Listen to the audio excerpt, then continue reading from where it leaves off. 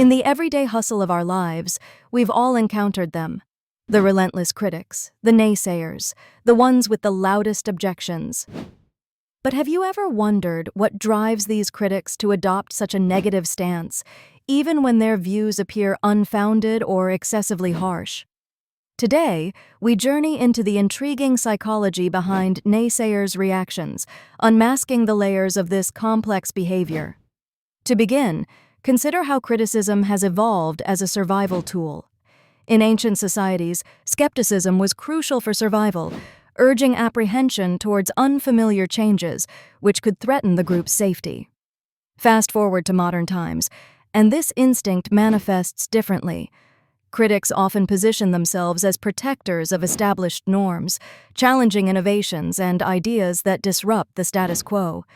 This resistance is embedded in our psyche, emerging as an automatic response to perceived risks. Delving deeper, some naysayers' reactions are significantly influenced by their personal experiences and emotional states.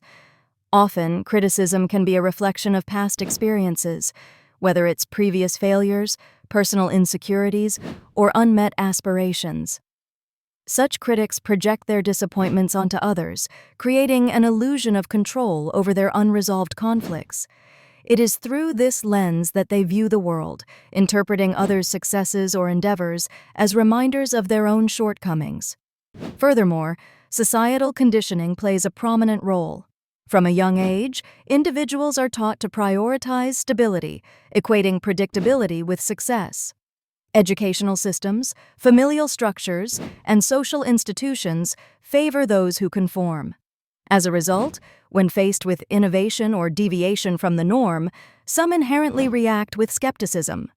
This criticism is not necessarily born out of personal malice, but is often ingrained through years of exposure to conformist ideology. Another facet of this complex psychological portrait is the role of identity and status. For naysayers, criticism offers a platform to assert intellectual dominance, creating a sense of superiority. When one criticizes, it subtly implies expertise, a mastery over what is deemed incorrect or inadequate in others. This need for recognition and the validation of one's viewpoints is deeply interwoven with self-esteem, driving individuals to vigorously defend and propagate their critical stance. But what can we derive from this understanding of naysayers? Recognizing the foundation of their behavior is not to justify their stance, but to perceive it with empathy.